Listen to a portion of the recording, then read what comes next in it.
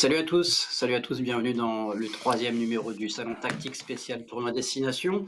Après la déroute de l'équipe de France à Marseille, après la victoire arrachée en Écosse, à la dernière seconde là aussi, face donc à l'Écosse à Édimbourg, cet week-end, les Bleus ont sombré, peut-être pas en termes de résultats, parce qu'ils ont concédé un match nul impressionnant, 13 partout contre l'Italie, que la France avait toujours battu assez largement ces dernières années, notamment à domicile. Beaucoup de choses à redire évidemment aujourd'hui. Le casting, vous le connaissez, Alexandre Bardot qui fait des effets un peu de haut en bas avec sa caméra, qui fait aussi beaucoup de 3D aujourd'hui. Il m'a bluffé dans le train, franchement. C'était Spielberg, Elon Musk réunis, c'était bluffant. Ça va, Alex?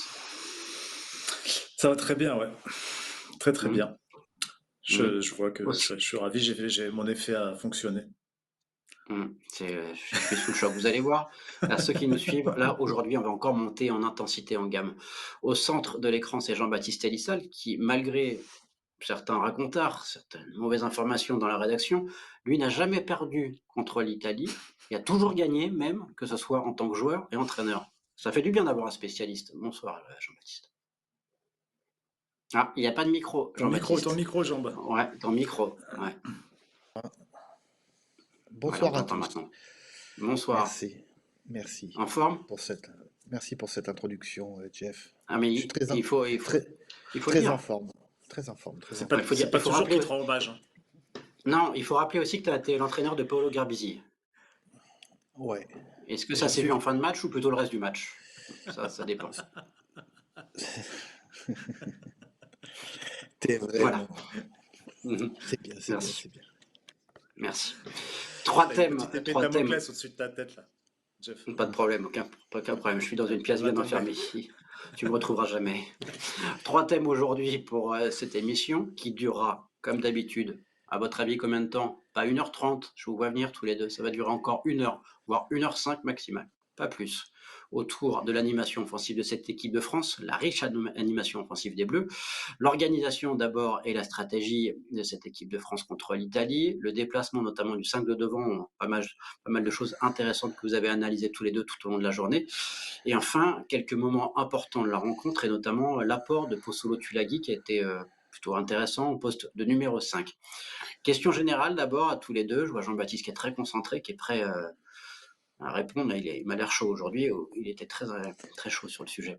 Deuxième match sans défaite pour l'équipe de France. On est sur la bonne voie, Jean-Baptiste? C'est bien? C'est encourageant? Ouais, ouais. J'étais en train de chercher si toi, tu avais déjà joué une fois contre l'Italie ou même la Sicile. Peut-être la Sicile, non? Non, t'as pas joué La à la Sicile. PlayStation. Je peux À pas la tout te dire. PlayStation. Mm. Que Non, te non, dire, non. Sérieusement. que vous dire, sérieusement, que vous Mm, dire, mm.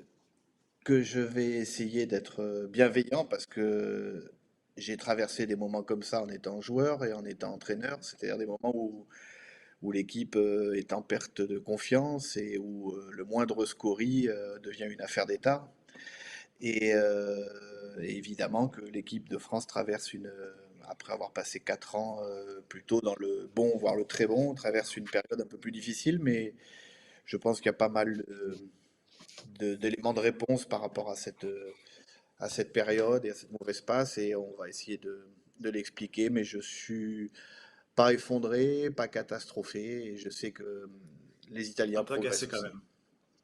Un petit peu, mais je sais que les Italiens progressent aussi, et que au bout d'une demi-heure de jeu, en étant un peu plus concret dans ce qu'on fait, en allant un peu tous dans la même direction, je pense il pouvait y avoir 25 points d'écart et que le match aurait pu se terminer comme il s'est terminé à la Coupe du Monde, c'est-à-dire avec une cinquantaine de points, puisque l'Italie se serait découvert. Elle attaque déjà beaucoup, elle aurait encore beaucoup plus attaqué, se serait certainement découverte et on aurait pu les prendre en compte et alourdir le score comme on l'a fait par le passé. Voilà, donc ça se joue pas à grand-chose, mais l'équipe est en perte de confiance, c'est évident. Alex, tu as été surpris par ce résultat parce que c'est vrai qu'on voyait une équipe de France qui était dans le dur depuis le début du tournoi. Depuis la Coupe du Monde, il y a peut-être quelque chose qui s'est cassé, mais de là, imaginer un match nul. Et franchement, un match nul, il faut rappeler le scénario, c'est que les Italiens peuvent gagner s'il n'y a pas une pénalité qui se joue à rien, un poteau. C'est franchement très étonnant quand même dans l'absolu, non? Ouais, si on se souvient qu'il y a 4 mois, ou c'était quoi, en octobre, il y a Ouais, 60 points d'écart entre la France et l'Italie. 67, ouais. Ouais, c'est vraiment, c'est sûr que c'est un résultat étonnant. Je, Je m'y attendais toujours pas à la mi-temps, même, enfin, allez, jusqu'au carton rouge, un peu avant le carton rouge d'Anti. Mais moi, ce qui me surprend, comment dire, je ne sais pas s'il faut être inquiet, pas inquiet. Moi, je suis juste surpris. Je reconnais plus cette équipe, en fait. C'est ça qui est étonnant pour l'instant, c'est que je la trouvais, on a un peu parlé avec Jean-Baptiste à l'heure, je la trouvais vraiment depuis l'arrivée de Fabien Galtier cohérente et cadrée. Elle savait ce qu'elle voulait faire dans sa stratégie, elle savait gérer son énergie. C'était un mantra de l'ère Galtier, gérer l'énergie des joueurs, notamment des joueurs du 5 de devant. Elle voulait occuper le camp adverse. Elle s'appuyait beaucoup sur un jeu sur lequel on reviendra, sur le jeu en black. Et en fait, ces choses disparaissent les unes après les autres petit à petit. Il n'y a même pas de cohérence parfois entre les discours des joueurs et ce qu'ils font sur le terrain. Voilà, la perte de cohérence est pour moi un mystère. Et j'aimerais bien comprendre. Pour l'instant, on peut que constater et se dire que peut-être avec le travail et le temps, ça va aller mieux. Est-ce que, on va rentrer dans le premier thème, est-ce que vous avez préparé pas mal de choses, est-ce que la stratégie de cette équipe de France était claire hier? Sur le papier, elle paraissait claire. Sur le papier, on affiche un côté droit en mêlée qui n'a pas son égal avec Antonio Nagui. Vous rajoutez à ça Olivon derrière. Normalement, le côté gauche italien doit exploser et c'est ce qui se passe sur 2 ou 3 mêlées au début. On va faire des ballons portés, c'est indéniable, puisqu'on met Woki pour la touche alors qu'on avait des soucis en touche. Et ça se passe plutôt bien, puisque les 2 ballons portés sont productifs. Et on va les jouer, pour moi, on va avoir un jeu très axial, très de défi. Et c'est ce qui se passe sur le premier essai. Et pendant 7 minutes, je me dis, hormis la première action qu'on verra tout à l'heure, je me dis, ça c'est clair, ça se dessine. Le fameux jeu en black, c'est un jeu qui se situe dans le milieu du terrain, qui se situait dans le milieu du terrain, où on va ramasser le ballon dans l'axe, on va essayer de jouer debout, on a des joueurs pour le faire, Kroos, Olivon, Aldrit, etc., etc. C'est quelque chose qui me réussissait. Un 3/4 venait s'en mêler, Danti, Ficou, Penaud, un ailier, on va le voir tout de suite. Et ça déroulait dans l'axe. Voilà, on resserre les défenses et une fois qu'on les a bien resserrés, on peut écarter les ballons. Et s'ils ne se resserrent pas, on va marquer comme sur le premier essai. Et pour moi, dans les 7 premières minutes, c'est assez clair. Voilà, donc, juste pour illustrer ça, là, on est après le départ en mêlée de François Cros. Boudeux en ramasse le ballon, continue sa course dans l'axe, c'est hyper dynamique. Il est plaqué, Cross arrive en premier soutien, en relayeur, il ramasse le ballon, il va faire jouer Olivon. Et on reste dans du jeu axial. On voit Tuilagi qui est ici, on voit Woki qui sont là au soutien.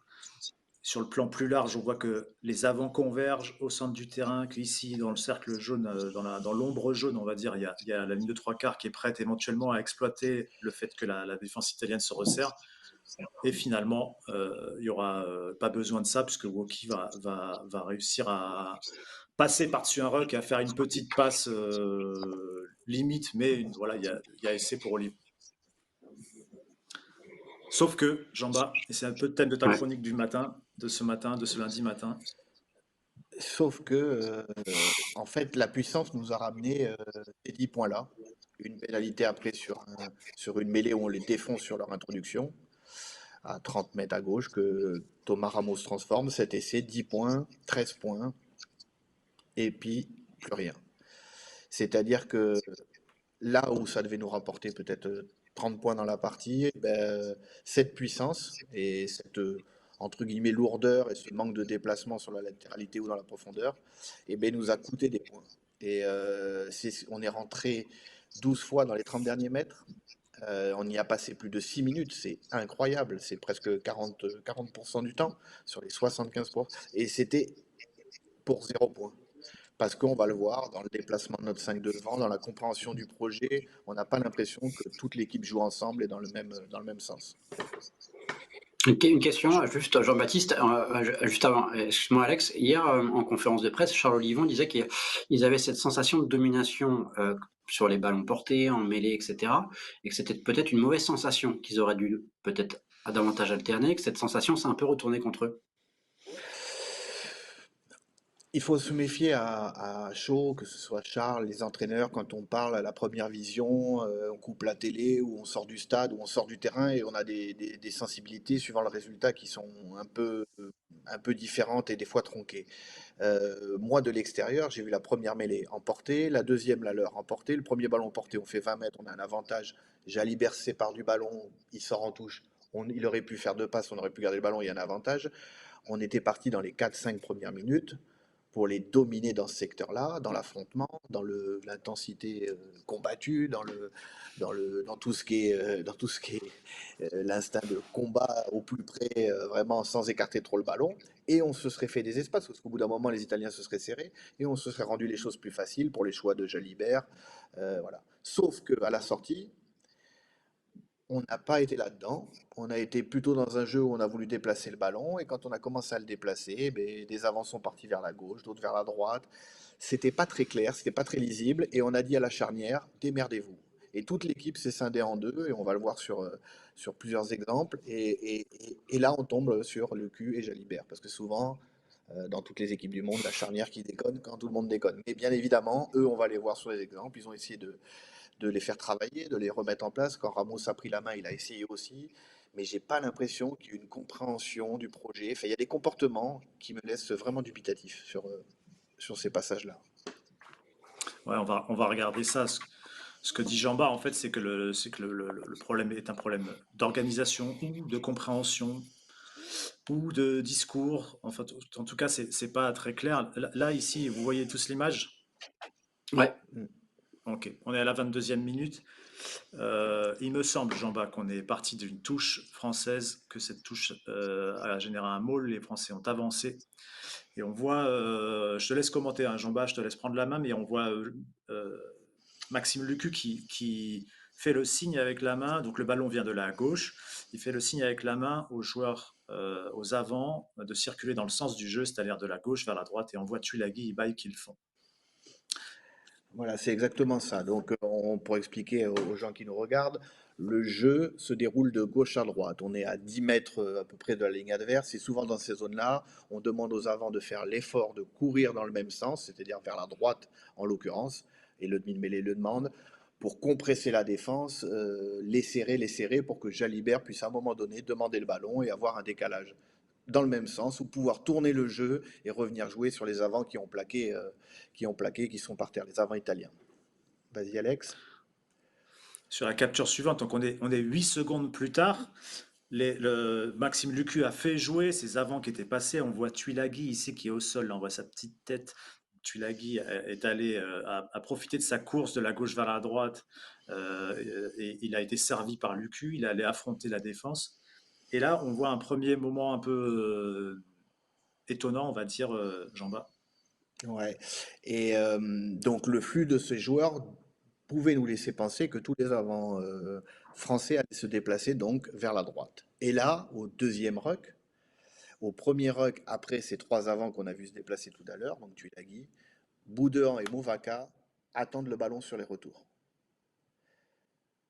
Et ça, c'est ma première interrogation. Pourquoi font-ils ça? Est-ce que c'est une stratégie collective? Est-ce que c'est dans le projet? Pour moi, je ne pense pas. Pour moi, à mon avis, et en fonction de cette situation, ils auraient dû se situer dans le même sens, avec Jalibert un peu plus loin à hauteur, côté droit, et alimenter ce sens-là pour pouvoir prendre par la vitesse les joueurs italiens et aller finir sur le poteau de corner à droite là-bas. Donc se trouver à peu près ici, là, dans la Ici, zone où je bouge voilà, ma souris. voilà. Et on va voir que là, il va y avoir une incompréhension, enfin, quelque chose d'étonnant, on va dire, sur le temps de jeu suivant. Donc, on voit Lucu qui va sortir le ballon. Et là, plan large, Lucu, en fait, va tourner le sens du jeu à l'appel de Jalibert. C'est-à-dire que Jalibert, qui était côté droit du rock, il inverse le sens du jeu. Il va se proposer côté gauche. Et là, on voit que le groupe que formaient Movaca et Boudehans se split, comme tu le dis, Jean-Bas. C'est-à-dire que Movaca, lui, est resté effectivement côté gauche, mais par contre, Boudehans est parti côté droit, à contresens finalement du jeu et de la décision qui est prise par Mathieu Jalibert. Ça va avoir des conséquences, on va le voir après. Jean-Bas, je te laisse. Que Mathieu Jalibert change de sens, à la limite, c'est son problème et c'est lui le chef du jeu. Il a peut-être vu Hmm. un espace Mais ce qui me paraît bizarre, c'est que si le projet de jeu était de rester source, c'est-à-dire de là où venait le ballon, pour Boudéant et Movaka, pourquoi Boudéant part dans le sens? Et pourquoi Movaka reste? Dans ces cas-là, c'est Movaka qui a raison. Si le projet de jeu, il est que les avants se déplacent dans le sens, peu importe ce que fait Jalibert, qu'il tourne ou qu'il reste dans le sens, pourquoi Movaka reste? Et du coup, toutes ces situations, ces micro-situations qui se passent autour eh ben, ça casse les liaisons. Parce que là, Jalibert peut se tromper, et il se trompe, il va venir jouer un 4 contre 5 ou 6 même dans le côté fermé, peu importe, ça arrive de se tromper. Et du coup, Boudern, qui est très loin là-bas, pour être au soutien de Jalibert et de Movaka, va avoir forcément un temps de retard, le temps qu'il fasse demi-tour et qu'il reparte. Personne ne joue ensemble. On voit Fico qui s'est porté à hauteur de l'autre côté.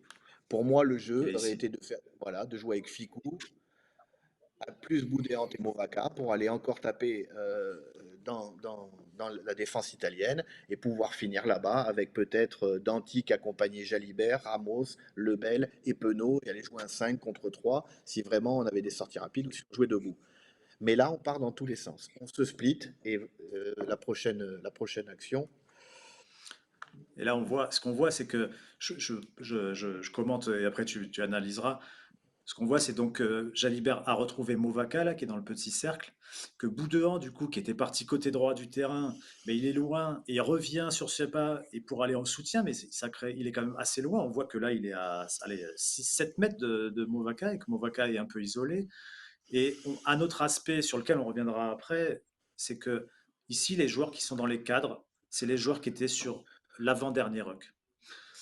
Donc les joueurs italiens, les deux ici, et les trois français là. Et ce qu'on voit, et ça a été une constante aussi, c'est que ces joueurs italiens se sont plus vite remis en action et donc sont prêts à défendre. Là, ils sont actifs, ils vont empêcher, ils vont plaquer Movaka. Alors que les joueurs français dans le cadre, qui sont Tuilagi, Bay et Woki, ne sont pas actifs, ne sont pas en jeu, ils ne se sont pas replacés et eux aussi vont manquer pour donner de la continuité et de la vitesse au jeu.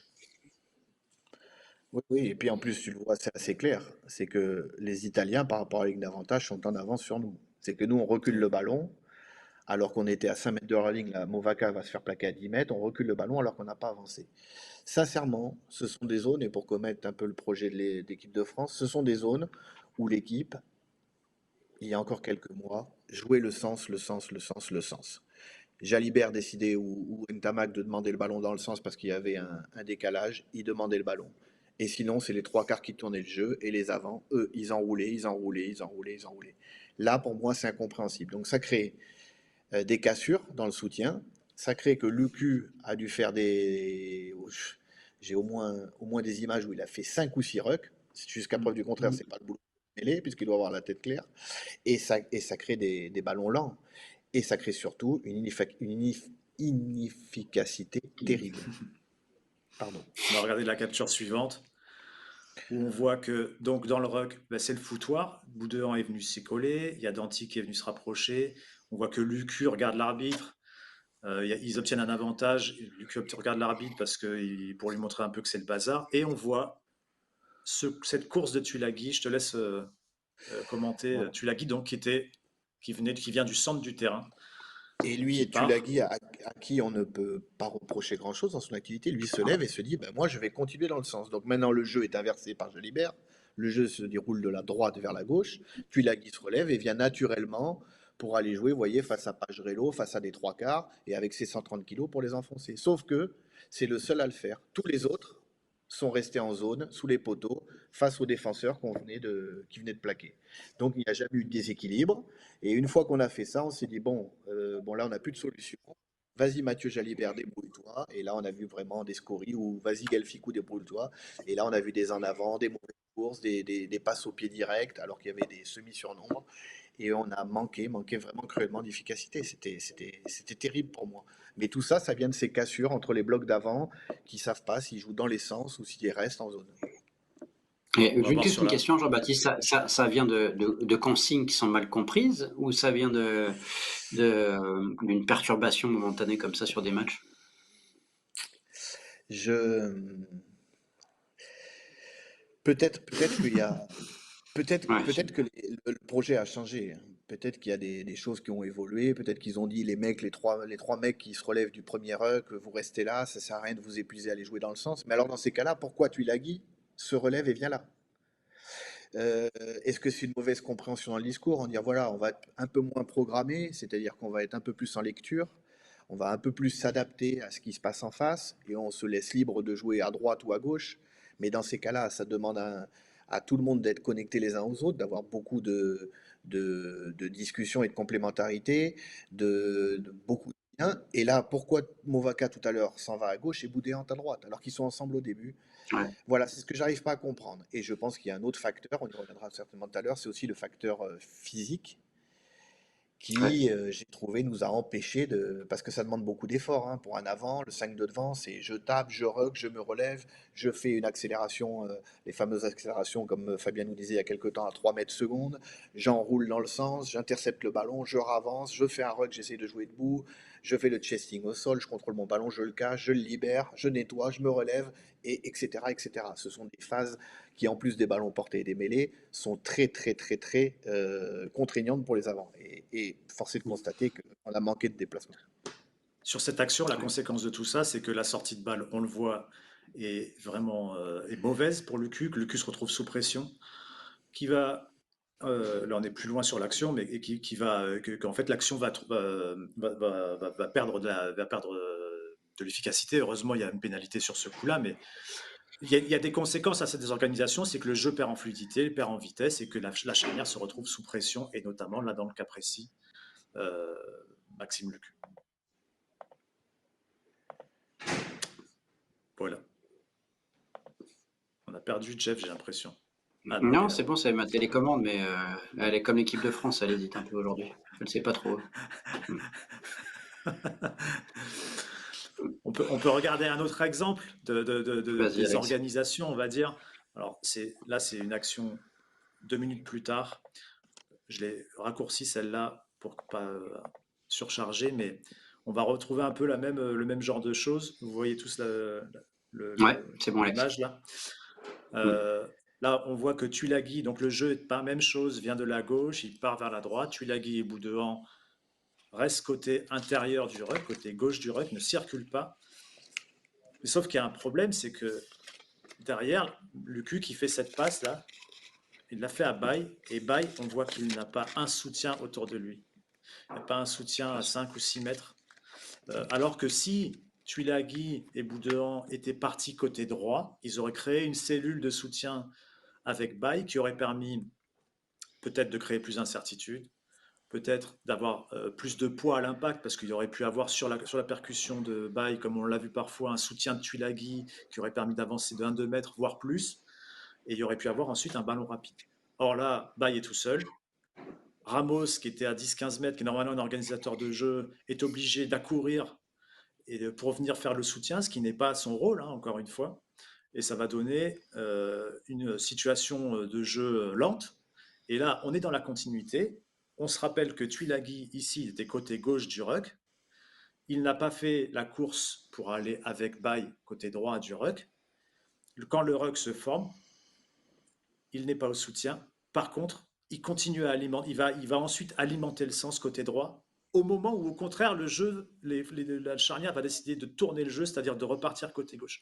Et là, on voit la cohérence et cette idée que l'équipe de France n'arrive plus à gérer son énergie. En fait, c'était vraiment, je répète, mais un mantra de Larry Galtier. Et là, on n'y est plus, quoi. C'est-à-dire qu'on fait courir inutilement des joueurs qui en plus sont des joueurs lourds, puisqu'on rappelle quand même que Tuilagi, il pèse entre 145 et 150 kilos, il a 19 ans, il ne connaît pas ce niveau, et là, il a parcouru sur ces deux actions, il parcourt beaucoup de mètres dans le vide, et on va en voir d'autres exemples après, même sur des lancements de jeu. Mm. Ouais, c'est un peu. Ça pose vraiment question parce que sur cette action-là, on a quand même des joueurs, Movaka, Crossbile, qui dans leur club, dans ces zones-là, jouent beaucoup les sens. C'est-à-dire, ils tournent autour du mille-mêlée, ils tournent autour de Dupont, ils tournent autour du petit Graou, ils ont l'habitude de jouer là et de venir jouer debout, et, ils enroulent, et là, on voit des joueurs qui s'arrêtent, qui attendent, d'autres qui partent. Là, le début, il est flagrant. Donner le ballon à Bail dans le sens. alors qu'il aurait pu être accompagné. Vous vous rendez compte, le défenseur, il prend que Bail, alors qu'il aurait pu prendre Bail, Tuilagi et je sais pas qui, le troisième dans le truc. Du coup, c'est Woki qui vient de faire un ruck, qui fait un autre ruck. Et au moment où la charnière se dit, bon, le sens de jeu, il est plus bon à jouer, puisqu'il y a du retard, on change le jeu, et là, tu vois, pauvre Tuilagi qui lui se dit, ah mince, il faut aller dans le sens, moi je pars, et en fait, il part tout seul, le ballon part de l'autre côté, et tout le monde se croise, tout le monde se décroise, et jamais on prend le pas, et jamais on trouve la vitesse pour battre la défense adverse. Et on arrive à des situations, comme je vous ai dit, où on se jette le ballon, on le recule, et il y a une faute de main, et la magie n'opère pas, et on s'énerve, le stade sent que ça commence à trembler, ça gronde, les joueurs par leur body language s'énervent, l'entraîneur ne comprend pas, on l'a vu secouer la tête dans les tribunes, et pester contre ces moments-là, notamment en fin de première mi-temps où ils peuvent passer à 17-0. Et, et, et surtout, moi, ce qui m'interroge, c'est qu'il n'y a pas de. J'arrive pas à trouver le fil conducteur, quoi, le fil directeur de ce genre d'action. Mm. On Si va peut-être quelqu'un y voir un arrive, il autre peut nous envoyer exemple. des messages. Non, si quelqu'un y arrive, peut-être qu'il peut nous envoyer des messages, Alex. On ne sait pas. Sur le Twitter D'ailleurs, de Jean-Baptiste Elissade. voilà. D'ailleurs, on essaiera d'inaugurer à partir de la prochaine émission un système de questions-réponses à préparer avant l'émission avec Jean-Baptiste, quand vous aurez des questions à lui poser sur des aspects stratégiques. Mais on peut poursuivre sur le cas Tuilagi. Enfin, c'est pas que Tuilagi, mais c'est les déplacements des joueurs. Là, on a vu que c'était sur des situations, on va dire, de jeu courant. Parfois, on peut se planter dans les situations de jeu courant et du coup parcourir des mètres en trop. Mais là, on va prendre le cas d'un lancement de jeu et on va voir. Ça tombe à nouveau sur Tuilagi et c'est pas du tout contre lui. C'est plus la question. La question, c'est la question de l'organisation en fait. On va regarder cette situation. C'est pas ça, c'est ça. Donc là, on est sur un lancement de jeu. L'image est un peu lointaine. Ça part d'une touche sur les 22 mètres français.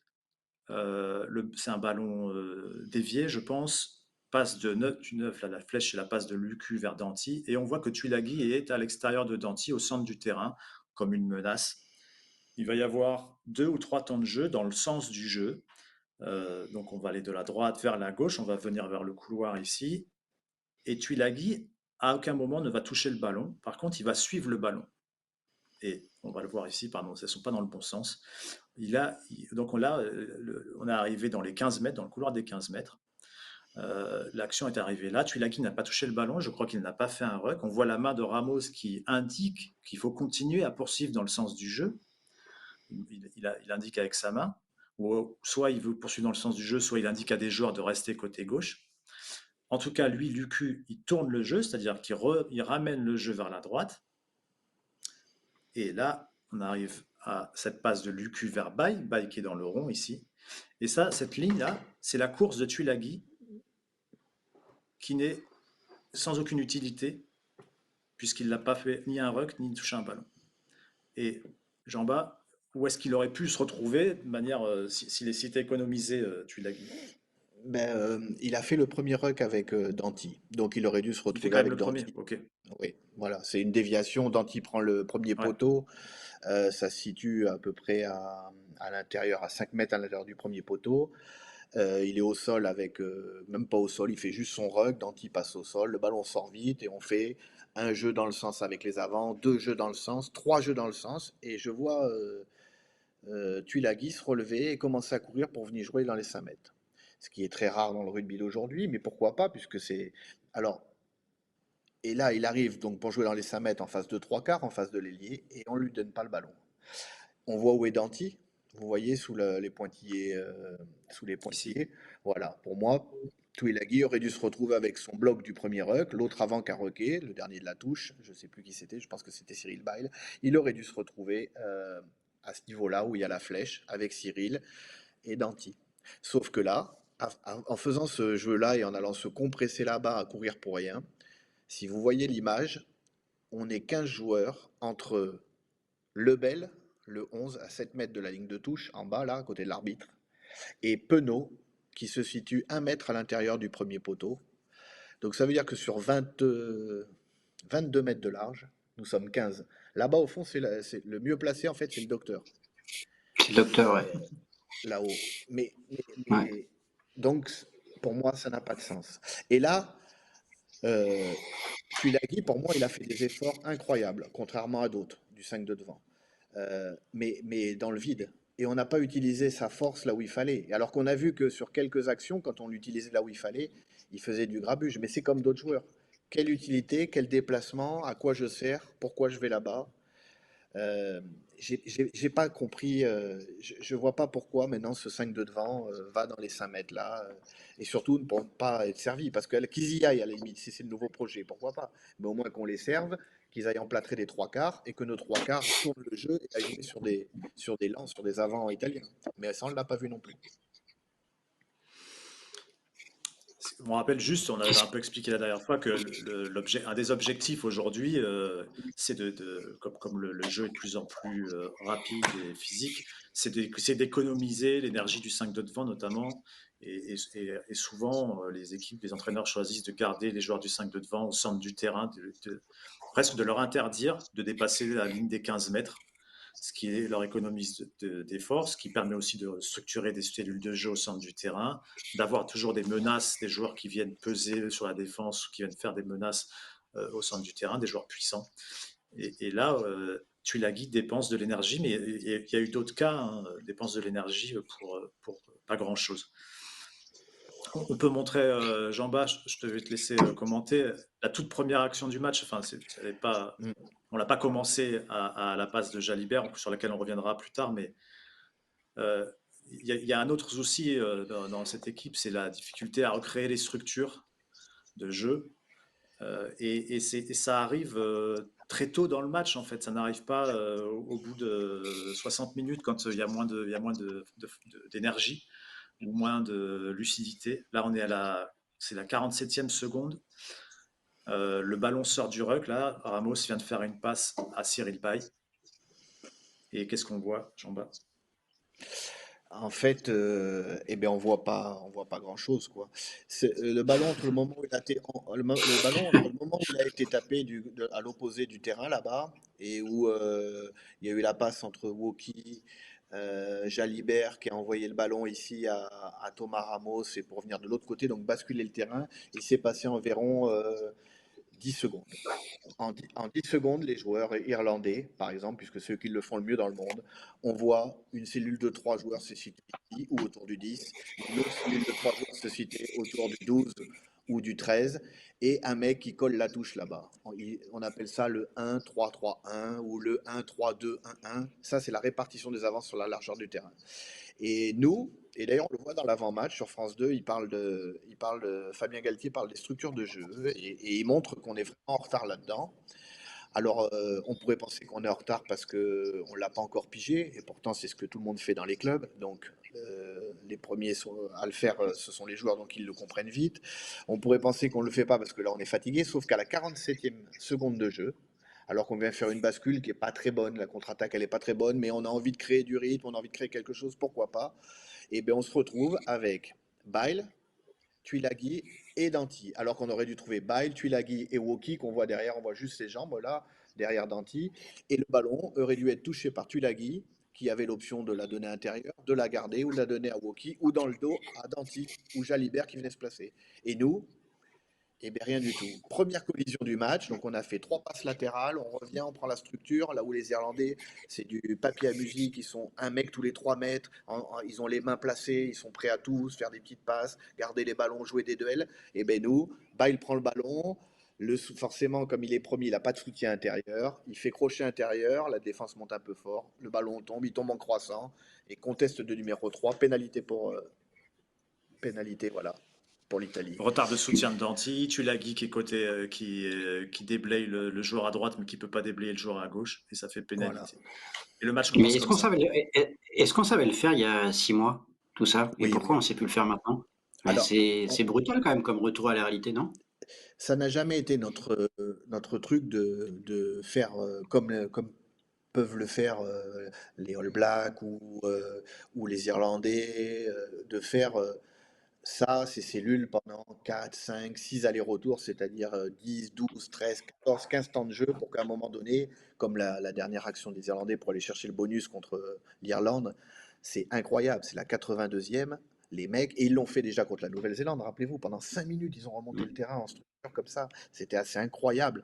Alors, c'est rébarbatif, c'est stérile, entre guillemets, parce que quand tu sais bien les défendre, et que sur la fatigue, voilà, avec Sexton qui avait 45 ans, c'était difficile, mais, mais là, ce que je comprends, ce que nous, on arrive au moins à faire, c'est qu'on l'a vu contre l'Écosse 2 fois, on l'a vu là 2 fois, on va montrer des bons exemples, c'est quand on arrive Hmm. à se placer sur au moins la première, la deuxième cellule et qu'on arrive à la faire 1 ou 2 fois d'affilée, avec nos qualités de vitesse et nos qualités de flair, on arrive à se créer des situations comme les autres. Et même mieux que les autres, parce que nous, on a une chose en plus, c'est que on sait sortir du système. On a ça en nous, le flair, sauf que on n'arrive jamais à se reposer là-dessus. Nos joueurs pivots, notre 5 de devant, c'est que dès la 47e seconde de jeu, commence à se perdre. Woki, je ne sais pas où il est. Si on prend, il faudrait une vue large, il faudrait mettre un GPS un peu plus, voilà, en évidence. Mais c'est pas possible qu'il ne soit pas là dans la structure de jeu. C'est pas possible que Danty soit obligé de le compenser. Danty, c'est un trois quarts. Même s'il est costaud, qui prend des collisions, il est là pour jouer les largeurs, pour essayer de faire des passes, pour essayer de jouer des duels et de faire des offloads. Et c'est à Woki d'être là, à l'extérieur de Tuilagi. C'est à Tuilagi de toucher le ballon, c'est à Baye de déblayer à l'intérieur, c'est peut-être à Tulagi de passer le ballon à Woki, mais certainement pas à Danty de venir faire un ruck ici, et à Woki de jouer les ballons. On va voir d'autres exemples qui sont plutôt bons, ça s'est produit 2 fois dans la partie, et 2 fois on a eu des positions d'attaque et on a posé des questions à la défense. On va le faire tout de suite. Je suis en train de chercher une image. Euh, Bougez pas, Bouge pas, ça t'inquiète arrive. pas. Petite musique, interlude, petite danse, nouveauté. Ah ben, si tu danses, je peux laisser 1 minute, hein. Ah non, parce que je vous rappelle que l'émission est minutée quand même, s'il vous plaît, c'est professionnel. Donc là, voilà, c'est Jean-Baptiste, pas, je te laisse restons sérieux, commenter. C'est une vue aérienne. restons sérieux, messieurs. Donc là, je ne sais pas si vous vous souvenez, c'est un petit coup de pied de l'Italie par-dessus sur une contre-attaque. Il se déstructure un peu. Vous voyez, on a sauvé le ballon. On a quand même 5-6 joueurs qui ont sauvé le ballon parce que c'est à la poursuite. Il a fallu qu'on se couche sur le ballon. Et Tuilagi et les 2 joueurs qu'il y a autour de lui se positionnent avec Jalibert dans le dos, prêts à se Cross, structurer. Cross et Cross et je ne sais pas qui. Et Antonio, je Voilà. pense. Voilà. Parfait. Bonne position. Les 3 quarts sont sur la latéralité. Et là, on peut tout faire. Tout faire. Tuilagi peut garder le ballon, il peut passer le ballon à l'avant qui est à côté de lui, ou passer le ballon à Jalibert comme il le fait. Et juste en prenant la position, on a fait un effort, donc on est à 11 minutes 39. À 47 secondes, on ne le fait pas. Et à 11 minutes 39, les joueurs font un effort, on prend vite les positions, on est bien, tous à notre place. Jalibert lit bien la situation et ça amène la fin de 2 passes de Jalibert. On finit mal le coup là-bas, mais on fait 60 mètres avec le ballon. Et c'est C'est des occasion essais d'essai, qu'on hein, parce que marquait. si, Oui, si oui, oui. Danty réussit sa passe à la fin dans les 22 mètres, s'il fait une passe plus précise vers Movaka, il y a sans doute essai, hein. Oui, on peut finir avant. On peut finir avant. Je pense que Jalibert doit se séparer Ouais. le ballon, mettre le ballon au milieu à Ficou, rester à l'intérieur, et ils doivent jouer des 2 Mm. contre 1. Du coup, là, les défenseurs nous portent vers la touche. Et oui, sur la transformation du jeu, il y a une erreur Mm. de technique et on retient que cette erreur.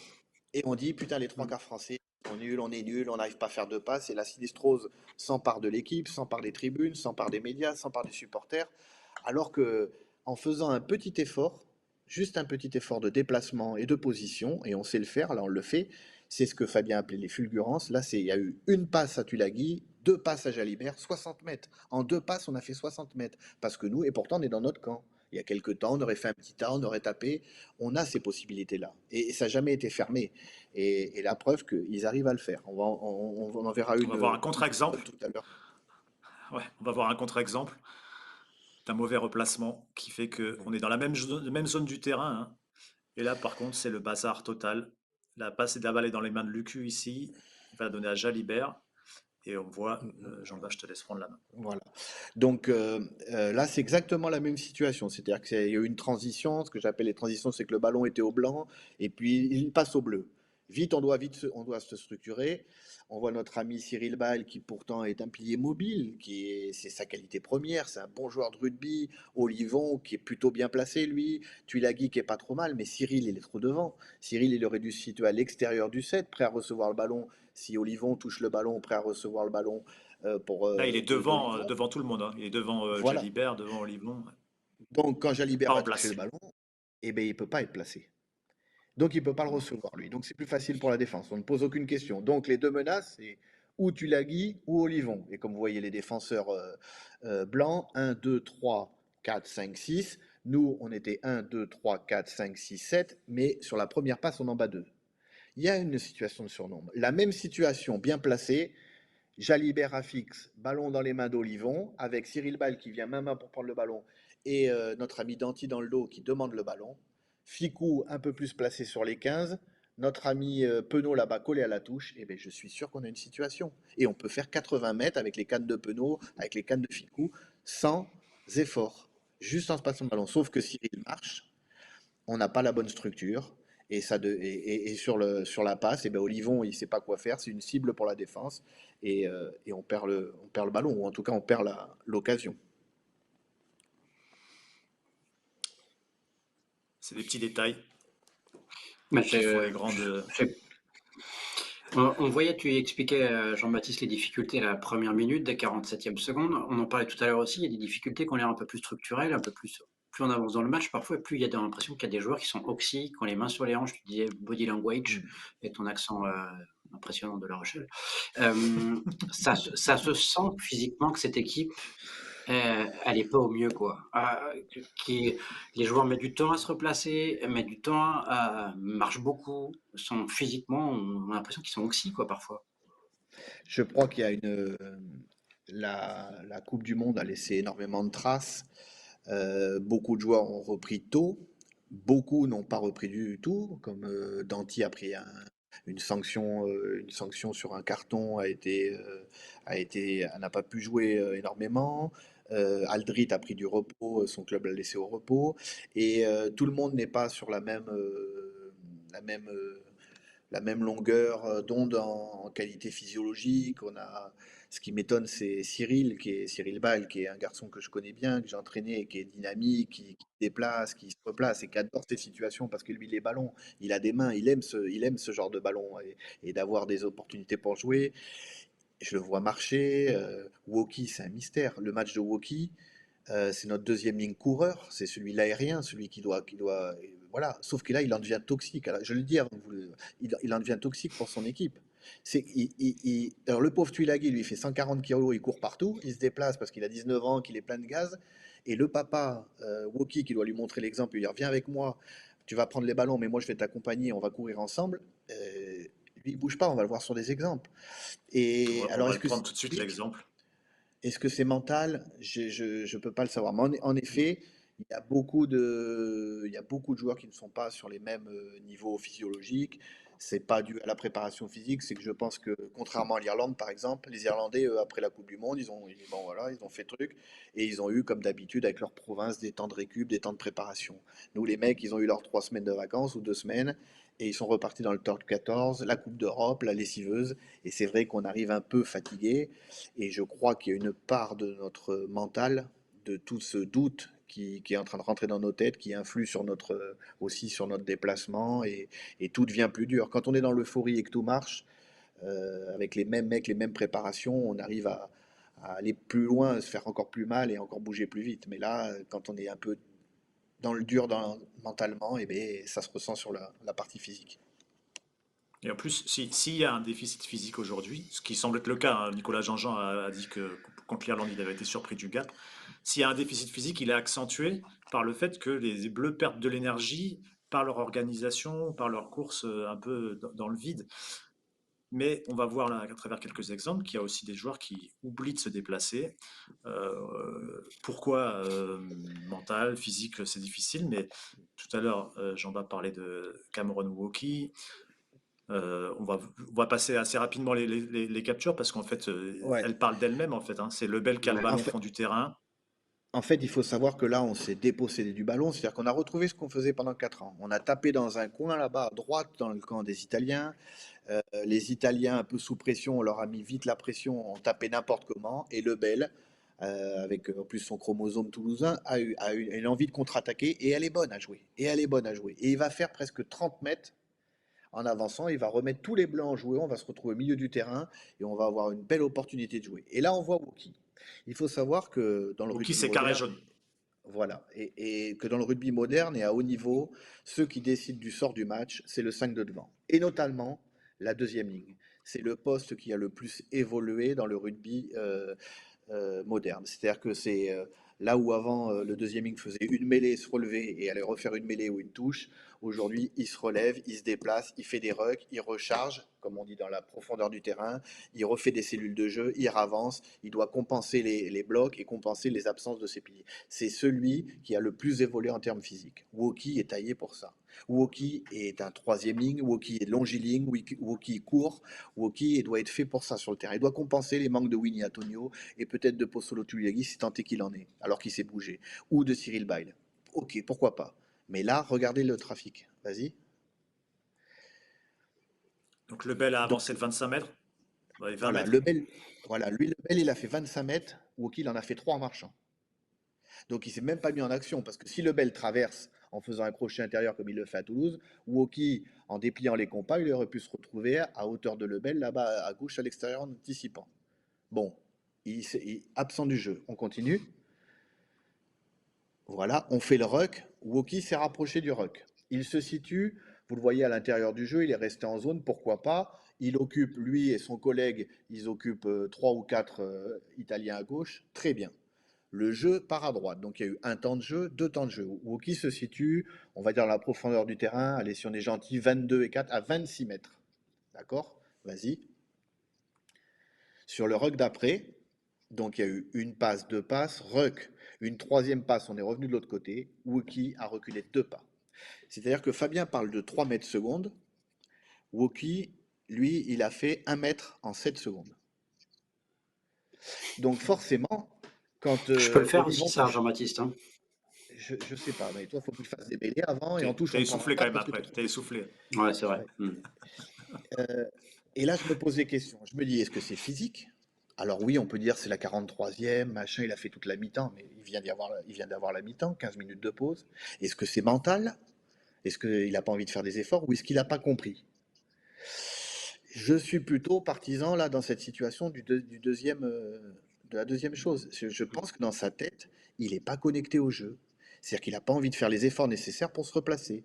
Si on avait voulu le voir bien placé, on aurait retrouvé cette cellule de 3, Olivon, Bail à son intérieur, Tuilagi, Ficou dans le dos, la verticalité avec Penaud, Ramos qui est en train de pousser, qu'on voit, ça prend 2 secondes, mais il va pousser Il est notre là. ami Moefana, voilà, il va pousser Moefana là-bas dans l'espace sur les 15 mètres pour aller jouer un 2 contre 1 sur le dernier défenseur italien. Et Woki, il aurait dû se rapprocher et avoir, si Ficou touchait le ballon dans le dos, par exemple, en montant avec une course rentante, il aurait dû venir main-main avec une course dynamique, lancer de 15 mètres s'il avait reculé. Et mettre ses 100 kilos et la façon dont il est un athlète, qu'il est grand, de jouer dans un intervalle pour poser des questions. Mais là, non. Il est à plat, quasiment devant le ballon, et il ne sert à rien. Et il s'est passé dans cette action 25 secondes. Il a bougé de 25 mètres. C'est pas possible. Et en plus, il n'a pas bougé dans la profondeur. Il est resté dans la latéralité. Quand on a abordé ce thème tout à l'heure, Jean-Bas, le thème du déplacement du 5 de devant, je t'ai dit à un moment, ça pose la question du choix des joueurs, parce qu'on a dit Antonio, Tuilagi, 2 joueurs à 145 kilos. Et tu m'as dit, oui, mais Woki, lui, il est léger. Et c'est vrai que le cas de Woki est surprenant. On va voir un autre cas qui, lui, est plus normal, on va dire, mais quand même qui pose d'autres questions. Je vais faire un retour en arrière sur des. Attendez. Ta, ta, ta, ta, ta, ta, ta, ta. Mm. Voilà. Hop là. C'est un Là, peu le on est bazar, quand sur. même. Hop là, c'est ici. Mm. On est sur C'est un le coup de même pied exemple. italien. Voilà. C'est C'est exactement le même Vignatogno, hein, exemple. cet exemple-là.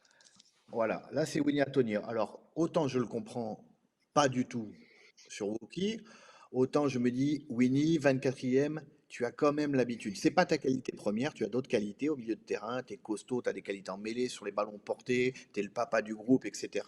Mais tu peux pas te permettre ça au niveau international. C'est-à-dire que on a fait, les Italiens avaient le ballon là-bas, où est Antonio, et on tapait un coup de pied un peu trop long. Penaud, Jalibert, Danty, Ficou et Lebel ont fait un gros effort pour contre-attaquer et pour descendre, ce qu'on appelle des bascules. C'est-à-dire que Penaud va On passer voit le ballon à Posolo Jalibert. Tuilagi est là, par exemple, hein. Voilà, Posolo Tuilagi, 145 kilos, il est là, hein. Il se voilà. replace bien lui aussi. Et tous nos avants bleus que vous voyez ici un peu dans le désordre devant Penaud, Si le ballon va basculer vers Danty, Ficou et tout ça, si on vient chercher les espaces, qu'on voit très bien sur cet exemple-là, une belle contre-attaque à jouer avec de la largeur, tous ces avants vont se redistribuer sur la largeur et vont trouver leur position. Donc, suivant la stratégie du jour, le 3-3-1 ou le 3-2-1-1 comme le joue le Racing, le Leinster, etc. Mais ils vont trouver leur structure pour permettre d'avoir des cellules de jeu, permettre de garder les ballons, de faire des passes devant la défense, de faire des passes dans la défense ou de jouer dans le dos avec les trois quarts. Sauf que vas-y, Donc là, on est 4 secondes plus tard, il a fait 4 mètres. voilà. 4 secondes plus tard, il a fait 4 mètres. Ramos Penaud revient à a passé l'intérieur le ballon à vers Ramos. Penaud. Ramos a vu que ça s'était fermé à l'extérieur, fait un crochet intérieur, ce qu'on a vu 100 fois pendant 4 ans, où Penaud a traversé. D'accord. Penaud va aller rechercher Woki et toute sa clique là-bas dans le couloir. Il va avancer de 20 mètres. Ben, vas-y. Il Donc va y c'est une avoir un belle temps de jeu, je ne l'ai contre-attaque. pas gardé cette capture-là, la capture suivante, je ne l'ai pas gardée, mais il y aura un temps de jeu avec une bonne cellule bien constituée avec notamment Tuilagi et Baye. Et Vas-y. ensuite, les Français vont continuer à vouloir aller de droite à gauche.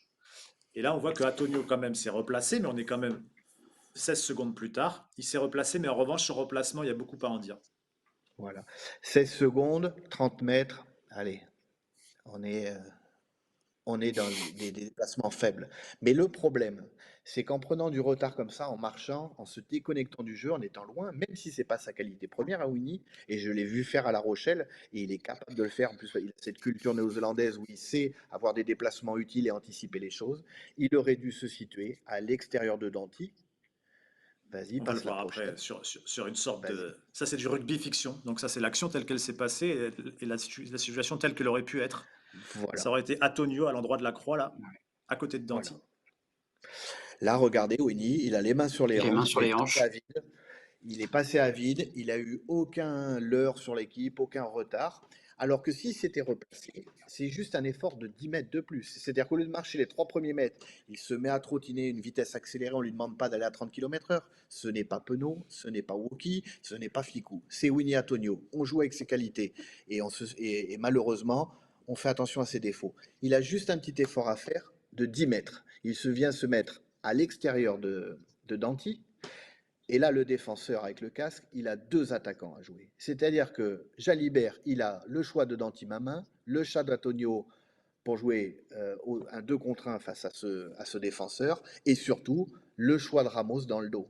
Mais si Antonio avait été là, le joueur rouge, là, Brex, le défenseur italien, il était mort. Il avait, je Mm. dois défendre Danty, je dois défendre Antonio, je ne sais pas lequel je prends, et forcément, on pose des questions. Là, eh ben, le défenseur se dit, bon, Danty, je le laisse pour mon intérieur, et moi, je fonce sur Ramos. Encore une fois, il faut savoir qu'on a encore Lebel, nous, à l'extérieur. Penaud a bien dézonné. On a 1, 2, 3, 4, 5, 3 quarts. Mais le bloc de Winnie ne sert à rien. Il aurait été mieux et plus Ouais. opportun de l'avoir à l'extérieur. Et toutes ces petites situations font que, au lieu de ben là, ça fait 17-0. Eh Mm. bien non, ça Ouais. reste à Parce que 10. ce qui... Et Mm. on fait une faute de main, on tombe mal, on fait tomber le ballon et on repart dans cette spirale de scorie sur scorie. Et on perd, je crois, 19 ballons dans la partie, dans le jeu courant, ce qui est énorme à ce Ouais. niveau-là. Juste pour dire, ce qui va se passer sur cette action, c'est que Brex, là, le défenseur italien, pas stoppé par un appel de balle, il va pouvoir monter à fond sur Ramos. Ce que Jalibert va un peu anticiper, et du coup, il va faire une sautée vers Penaud. Donc, on perd un attaquant en quelque sorte. Penaud va être pris par l'autre défenseur italien ici. Il n'y aura pas de soutien. Il va faire une passe pour sauver le ballon. Il va balancer le ballon un peu en profondeur, en dehors enfin, le balancer, le sortir. Il n'y aura même pas de ruck en fait. Et à nouveau, on va se retrouver à attaquer sous pression. Et on va voir l'exemple d'un bon remplacement de Vini Antonio. C'est ici. Gaël Ficou est en position de premier attaquant. Cellule de deux avants à son extérieur. Premier avant, Vini Antonio. Deuxième avant, Charles Olivon. Et dans la verticalité, Ramos et Danty. On voit que les appels, les angles de course sont bons, les timings sont bons. Et la sortie de cette action-là, c'est passe dans le dos pour Ramos. Ramos qui décale Penaud. Et il y a un couloir de 20 mètres. Penaud va faire ce petit par-dessus qui va sortir en touche. Mais alors c'est dommage, mais en attendant, c'est une situation dangereuse créée. Et s'il a plus de réussite et s'il a sa réussite habituelle, on va dire, ben ça peut faire essai. On a 10-0, ça peut faire 17-0. Voilà, c'est exactement ça. C'est-à-dire que la même action, il y a des moments où on fait des efforts, des moments où on les fait pas. Quand on les fait pas, on a des cassures dans notre jeu, on est moins dangereux, on pose moins de questions aux défenses et on a cette impression de latéralité, de se faire des passes en travers, de courir parce que nos cellules ne sont pas bonnes. Et ça, c'est un problème. Alors, ce n'était pas notre grande qualité avant. Mais là, je trouve quand même que c'est devenu presque une faiblesse. Entre ne pas être une grande qualité et devenir une faiblesse, il y a quand même un gros gap. Et je vous dis encore à l'avant-match, ça a ajouté un peu d'eau à notre moulin avec Alex quand on a regardé la télé. Il y a un passage où ils font une, où Fabien Galtier parle. Il parle de ses cellules et il montre le classement. Il s'appelle ça les 900 après le 9, les 1000 après le 10, les sources quand il joue les fermés. Et il montre ses cellules. Et on est au classement sur les six nations du. On est quatrième, cinquième, quatrième et troisième. La seule où on est Sur le cas de troisième, terrain. c'est voilà. C'est sur la réussite de la cellule, Mm, c'est-à-dire le gain de terrain mm, ou le exactement. décalage, comme on a vu tout à l'heure. Et voilà. Et on est à ce niveau-là au classement. C'est-à-dire que nous aujourd'hui, on a du mal. On n'a plus les fulgurances parce que les équipes se sont adaptées à nous. On ne sait pas si on est chien ou chat parce que on est dans la dépossession, pas trop la dépossession, mais on prend la pression de la Vox Populi, alors qu'on a vu que l'année dernière contre l'Angleterre, en faisant 90 passes, on mettait 50 points, mais là on en fait 114 contre l'Écosse, et tout le monde dit on fait plus de passes alors qu'on en fait plus, mais on n'arrive pas à gagner. Et voilà, on se pose beaucoup de questions, on est dans le doute, on se plaint de la communication de l'entraîneur, le gazon est trop haut, le toit est trop fermé, les pétards avant le match, ça crée de la brume. Et en fait, on se met des nœuds à la tête.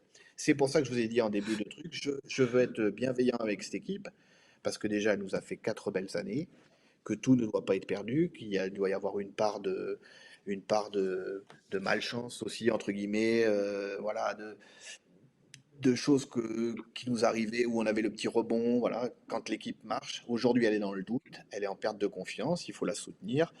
Moi, parler de la communication de Fabien, Mais, je m'en carre, ce n'est pas mon problème. Mm. Je veux parler que de rugby. Et là, dans le rugby, je vois des bugs qui sont gros à ce niveau-là, vraiment trop gros. Oui, Je- oui. Jean-Baptiste, Jean-Baptiste, il il y a y a la juste. question de la cohérence. Ouais, pardon. Vas-y.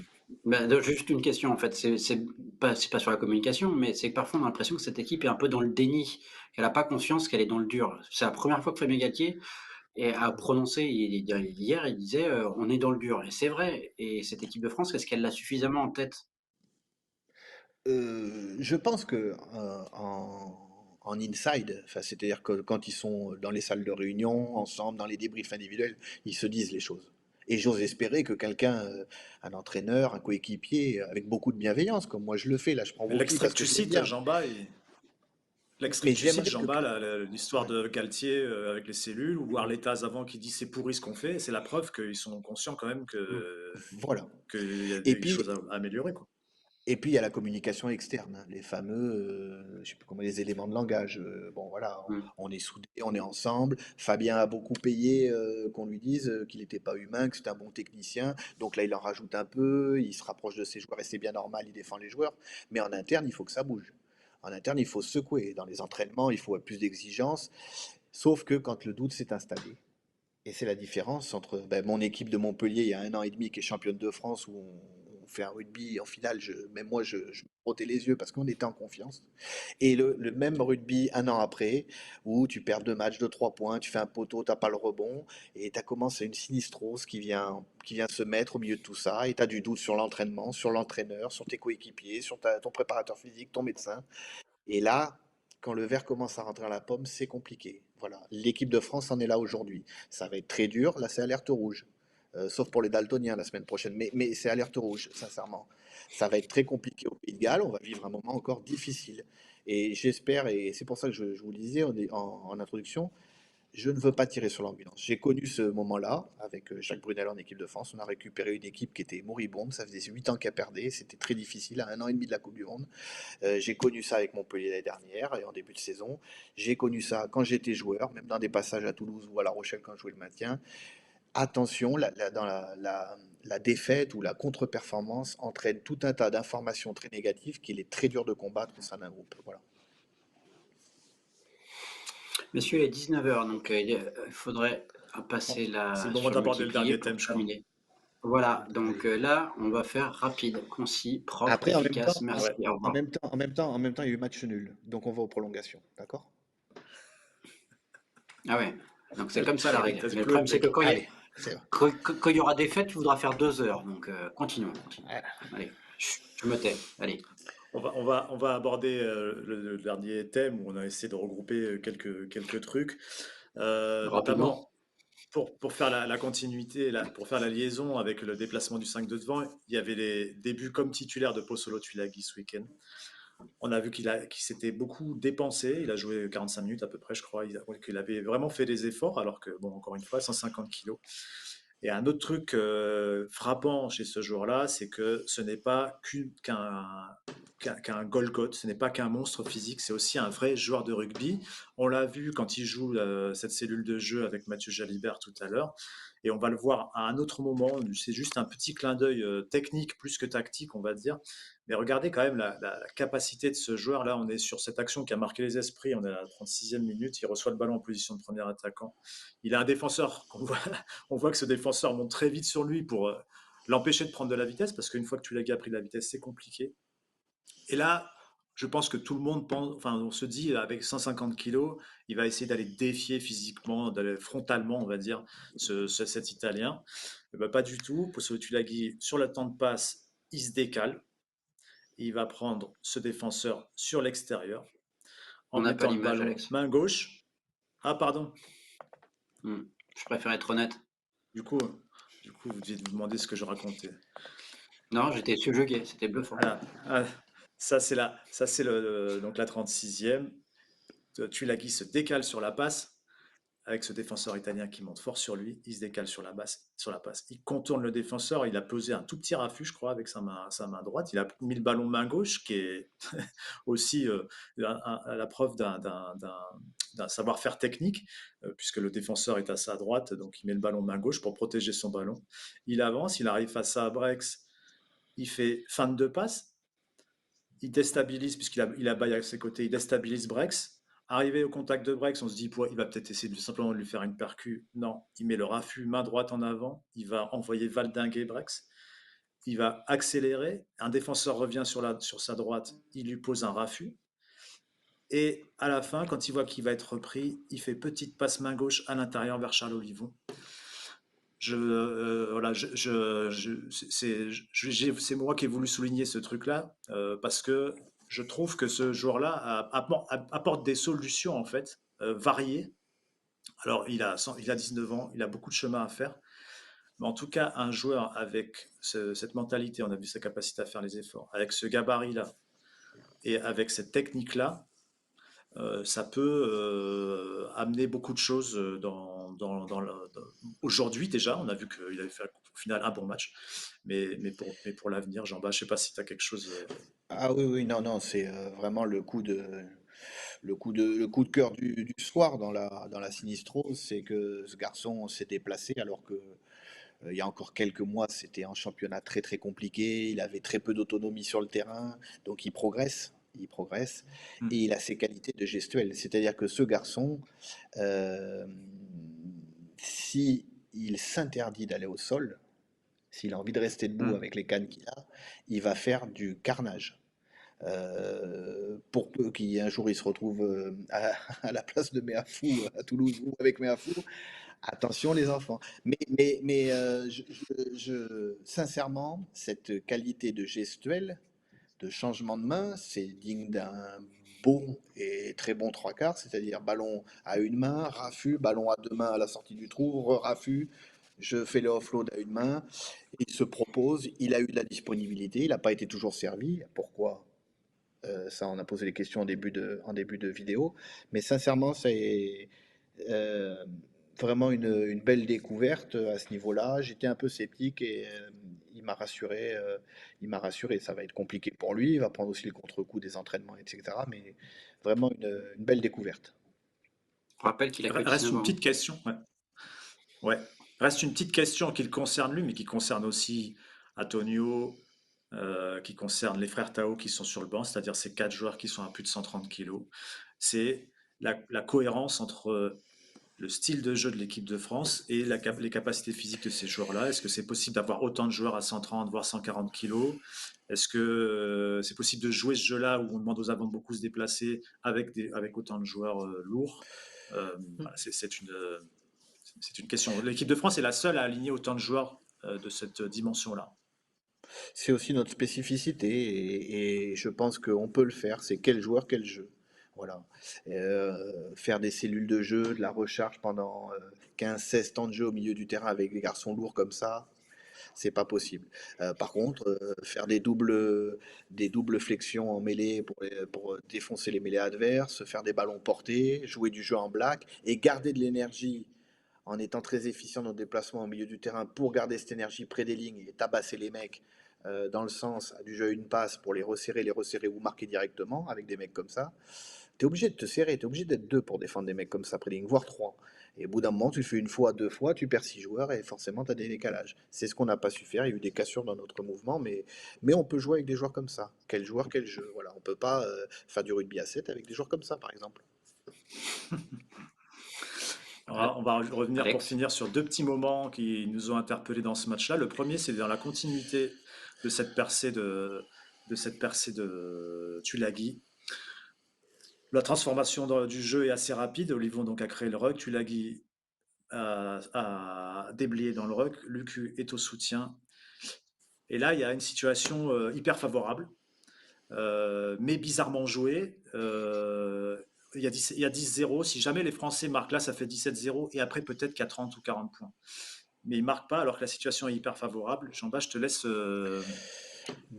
C'est incroyable parce qu'en plus, c'est des joueurs qui jouent ce rugby-là. Et là, on est dans la pure adaptation, puisqu'il y a eu un break de 30 mètres. La défense est totalement désorganisée. L'attaque, et là, on parle pas de structure, on parle de rien. J'imagine que Thomas Ramos a dû demander le ballon pour l'envoyer On à voit qu'il le Lebel. demande. Voilà, pour l'envoyer à Lebel. Et Lebel, il aurait redressé. S'il marque pas et qu'il dépose pas le pied droit en face, alors il n'a rien à faire ici, mais il aurait marqué. Et ça, il le fait. Ils le font des centaines de fois à Toulouse.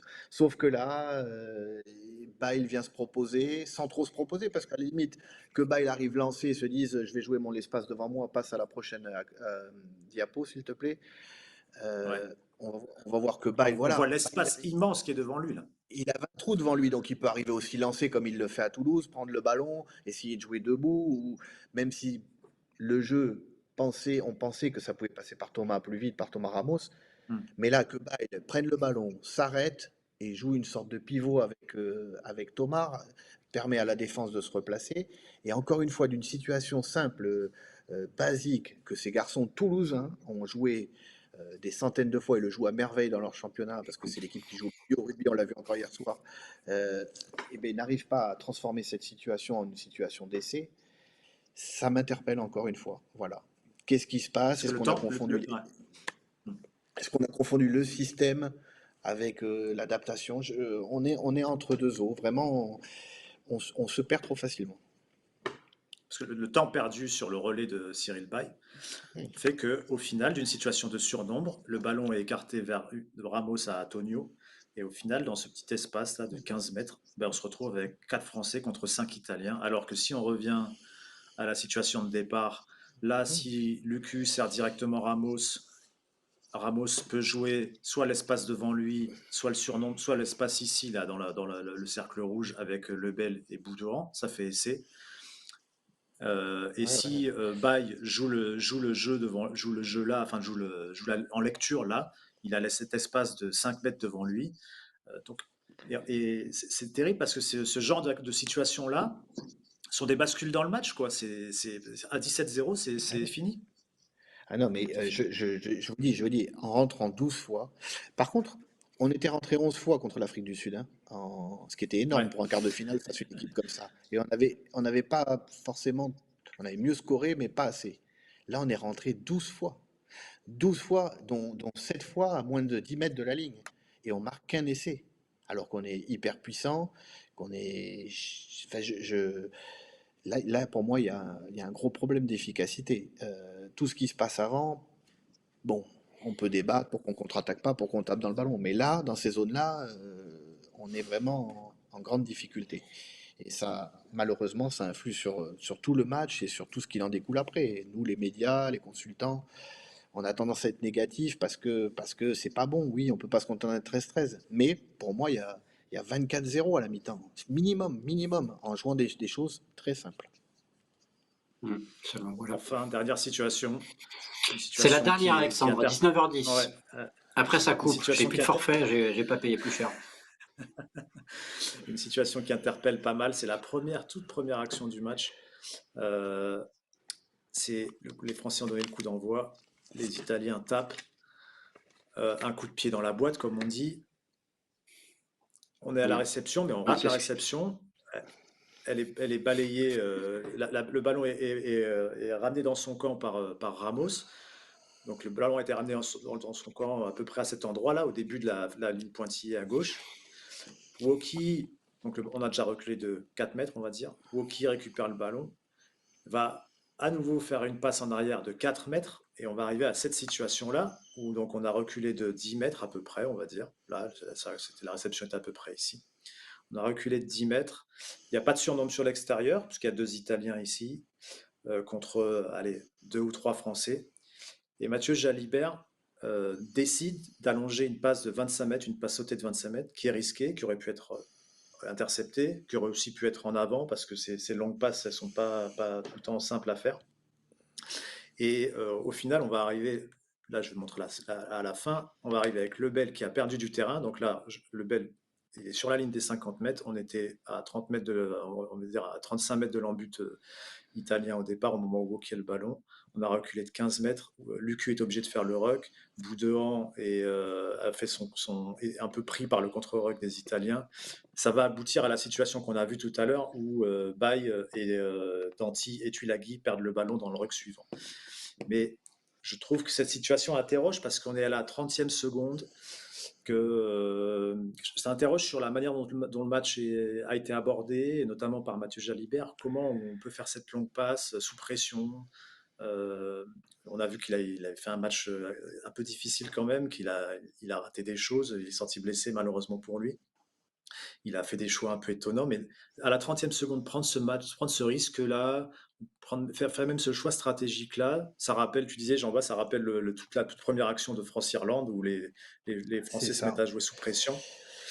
C'est ce qu'il y a de plus Comment rageant pour un. C'est ce qu'il y a, Alex. C'est ce qu'il y a de plus rageant pour un entraîneur, c'est de répéter les mêmes de répéter les mêmes erreurs et de pas comprendre, de pas faire comprendre aux joueurs que ce ballon, dès le début, au moment où Thomas Ramos ne le prend pas de volée, où il roule, où Oki fait une tapette en reculant à Jalibert qui, comme tu l'as vu avec tes pointillés, on recule le ballon de 20 mètres. Comment, une fois qu'on a pris entre guillemets le bouillon là, on est un peu dans des organisations, c'est un peu bizarre. Comment un joueur comme Mathieu, qui est doué et qui sent le rugby, va me pousser cette passe de 25 mètres? Si Lebel avait été collé à la touche et que Mathieu déclenche une passe au pied, j'aurais applaudi des deux mains et c'était le bon choix. Lebel n'est pas bien placé, c'est-à-dire qu'il ne va pas coller sa ligne de touche. Mais là, il a quand même Boudéan qui est lancé à côté de lui, à 2 mètres de lui, qui a un intervalle devant. Voilà. Il a juste cette petite passe simple à faire. Boudin, il va rentrer dans la défense, il va retrouver Cyril Baille, Danti. On va faire un rec au milieu, on va déclencher notre premier jeu en black. Et notre stratégie, c'était de les défoncer et on va défoncer les Italiens autour. Mais nous, non. Premier ballon, on jette une grenade, on jette une deuxième grenade, troisième grenade pour le Bel. On perd 25 mètres, on trouve pas la structure. Et là, on revient sur l'action, 47 secondes, on trouve pas la structure, on prend une pénalité. Contre l'Irlande, on avait pris une interception. Donc, bon, l'un dans l'autre, la progression est. Et voilà. Ouais, c'est une manière positive. Ah, tu vois, tu positives. C'est bien de positiver quand même. Oui, mais ça c'est rageant pour les entraîneurs, hein. Quand on parle de ça aux vidéos, qu'on les débriefe individuellement avec les joueurs et que ça revient, c'était pas le meilleur moyen de se mettre en effet dans le match, quoi. Monsieur, j'ai envie de vous remercier parce qu'il est 19h14 et on va s'arrêter là. C'était plutôt intéressant. Pour une fois, c'était pas mal, je trouve. C'était bien. On verra après le Pays de Galles. 13 points, c'est le plus bas total de points de Galtier, à égalité avec un match au Pays de Galles lors du Grand Chelem 2022. C'est dire à quel point, parce qu'on a beaucoup parlé de l'attaque ce soir, et c'est pour ça qu'on en a parlé, c'est parce que l'inefficacité est quand même le fait du match. Puissance et impuissance, comme disait Jean-Baptiste Elissal dans sa chronique. Bravo au grand journaliste qui m'a aidé à faire cette chronique. Voilà. Et alerte rouge la Faut- semaine prochaine, sauf pour les daltoniens. dans 2 semaines. Il aime bien cette vanne, hein. Ça fait Ah non, mais je trouve Euh, ça lunaire. Excusez-moi, mais je trouve ça ouais, lunaire. ouais, c'est c'est c'est vrai que c'est un peu bizarre. Merci beaucoup, messieurs. Donc, dans 2 semaines après ce déplacement à Cardiff, on verra s'il y a des changements ou pas dans l'équipe. On rappelle juste que Mathieu Jalibert sera pas là pour ce match. Il sera absent environ 6 semaines et que Jonathan Danty passe en commission de discipline indépendante dans les heures à venir après son carton rouge. Merci beaucoup. Je vous souhaite une excellente soirée. N'hésitez pas à l'écouter Merci à en toi. replay, en Merci podcast, tout Jean-Bart. ça. Merci, Merci à merci, vous. merci à vous. Allez, à Bonne soirée plus. à tous. 1h15 d'émission, c'est le maximum. Au revoir.